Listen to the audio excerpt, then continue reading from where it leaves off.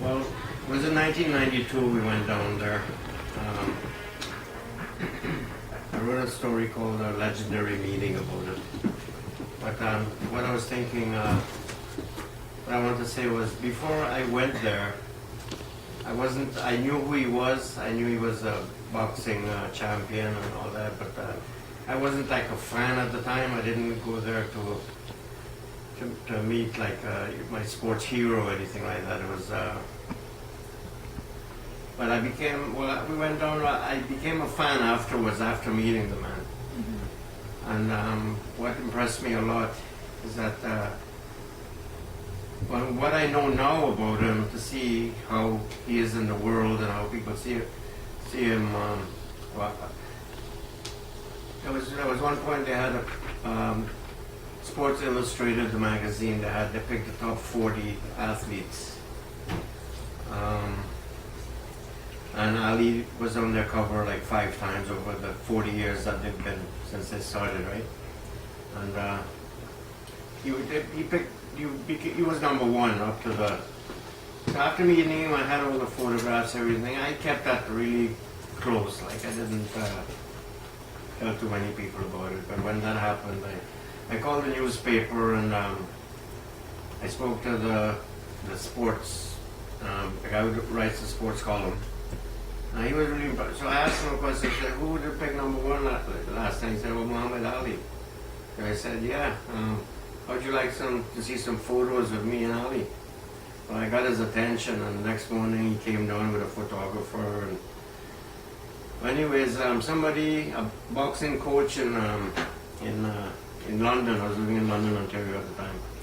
He saw that write up in the paper, and he found out where I lived. I don't know, probably from the sports columnist.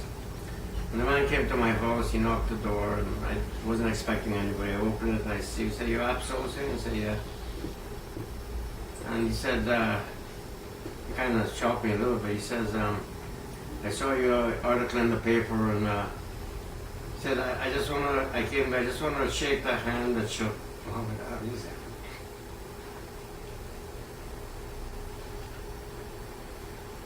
It was very touching, you know.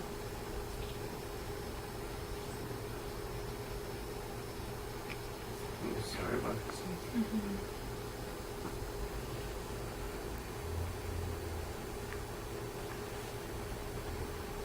Anyways, it was we showed each other some card tricks while I was there. I was gonna bring a deck of cards to show it, but I showed him a couple he hadn't seen before, and he showed me a few. And he asked me to read a couple of my poems, which I did. The visit was supposed to be 15, 20 minutes, but we ended up staying there like the whole day, practically, like 4 hours at least. And I remember one time, before I left, I asked him for his phone number to keep in contact, and he wrote it down, he gave it to me. There was a few times I couldn't hear him so well.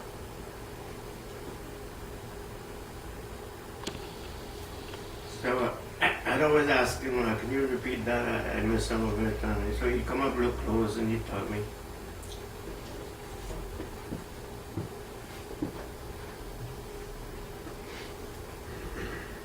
It's a little too emotional. Mm-hmm.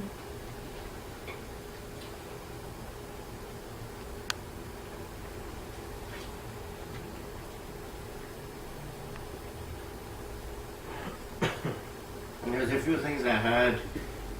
My wife was saying, "Write something down." I said, "I'll just wing it, you know."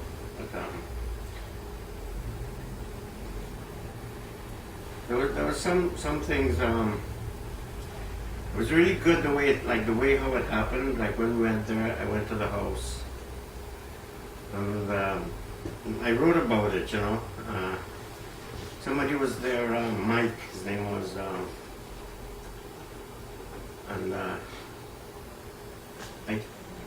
Yeah, his brother-in-law it was. It turned out to be Lonnie's brother. So I gave him Ali wasn't there, so I gave him 2 books of my poetry, which I wanted to share with Mohammed. That's how it happened, you know. I actually saw his 50th birthday on TV. I was 36 at the time, so I'm 58 now, so he was 50 when I met him.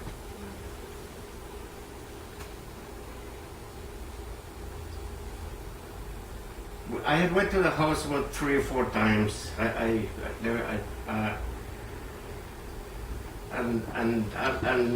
I gave Mike the book, he told me, well, Mohammed is out of town, but he is due to be back in probably the next 2-3 days. So we hung around in Michigan, you know. Had a room at the Motel 6. I tried a few times. I couldn't get in touch anymore. And at the hotel, I wrote a letter that I was here and I left a book for you. So I wrote the letter, and now we're after like the 3rd day or something, no contact. Now I'm headed to the highway to get the highway to come back home to London, right? Don't forget, I set out after watching his 50th birthday on TV. I set out from home to go and do that. And I told my kids, everybody, we're gonna, you know. And even though I had given up, I wrote him a letter. While we're driving, I saw a postal truck. I pulled him over, gave him the letter. I said, mail this. And we had to pass this street, Kephart Avenue, I still remember. I had to pass the street, and just before I passed the street, I said to my wife, let's just go down and take a few pictures, you know, before we leave.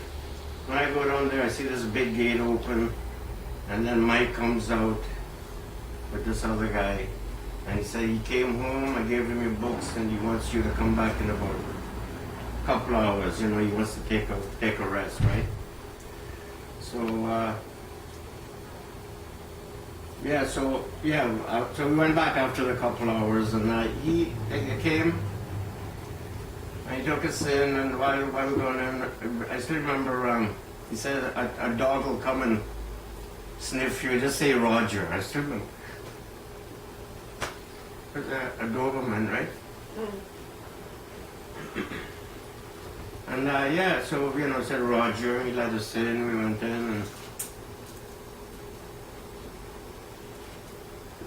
like everything is so fresh, like, you know?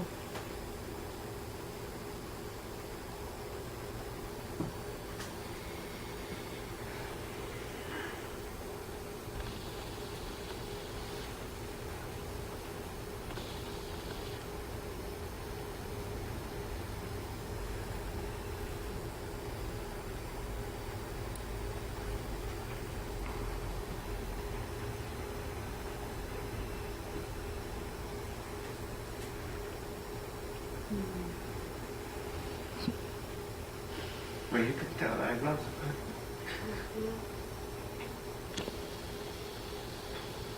You went through so much.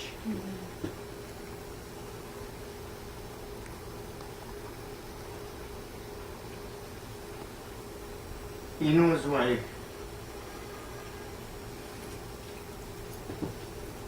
Like when he got sick,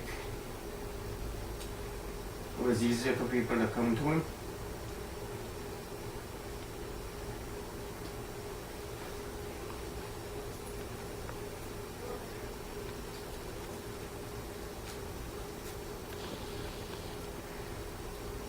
I don't want people to forget about him. That's the work. Thank you.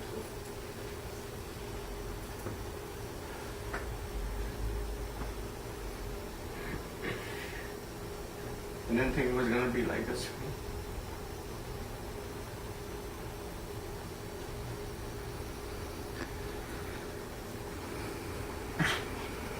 He did a little trick, right, where he was like levitate, and while he was doing it, I was watching, and his mother-in-law was in the kitchen, said, "Look at his feet." Yeah, I kind of wanted to show you guys how he did today. You gotta watch my feet, and I'm gonna go off the floor about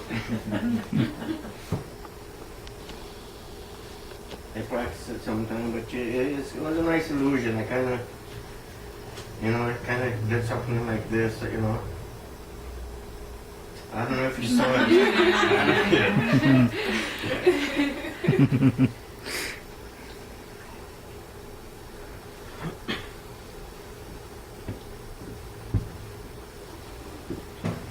You know, not since my father died. 93, like a year after. And I was proud when I came back, showed my pictures. I think my father said to get out of jail, I said. But I have a lot of stories. Like there was another time he came to a fundraiser at Metro Convention Center. I'll tell you the story. And I went down there and but I had my pictures, you know. And that got me in the door. I'd show somebody at the door, look, he's my friend, you know, look at this, right? And sure, you come in, have a seat. They started to treat me different, you know. So I went in there and I was with him the whole night, like, just where we go, I was like, people must have thought I'm a bodyguard or something, I don't know, but we were. So, you know, the time came for the Muslim prayer, right? So they announced it, so we're all going to a room now to pray, you know. So I was with him, I was walking with him. And I thought I wanted to stand next to him when we do the prayers, you know. I was walking with him, and then all of a sudden when we got up to the front of the line, I don't know where this guy came from, and he just went in between the two of us, right? But I'm not about to ask him to, you know. So anyway, we prayed. I remember when we went down, all the prayers, you probably know, seen it. And we go down. I don't know, I'm supposed to be concentrating and everything, and you know, not who's around me or what, but I can remember when I went down, I turned my head and I looked. I had to see him, you know.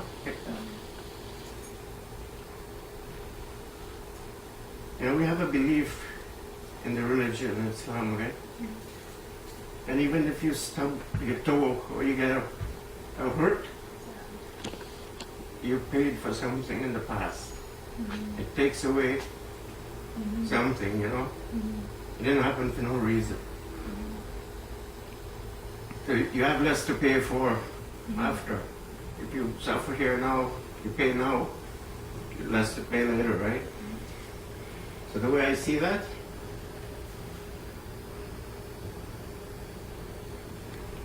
why did he suffer so much?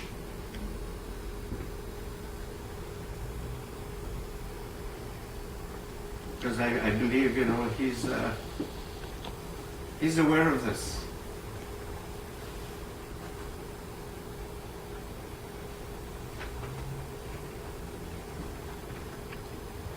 I wish I could remember the poem. I'll send it to you later on, but I wrote it.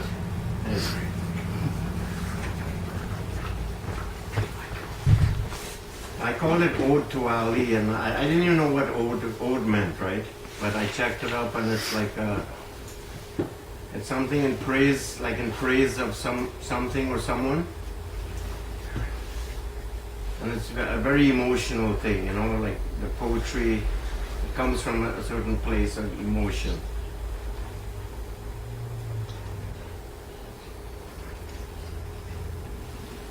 Anyways, basically, I brought a movie where he's playing himself in the movie.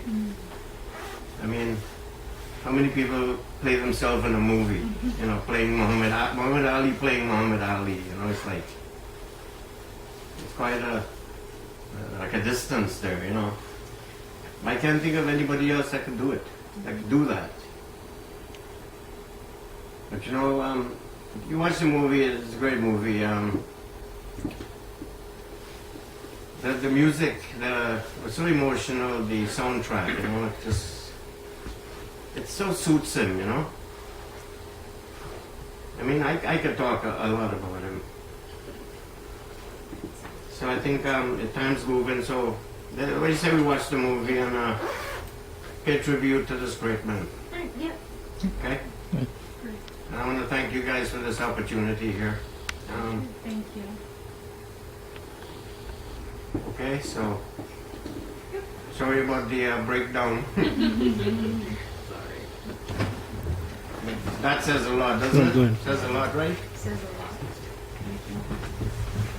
Kenny, you want to put it on?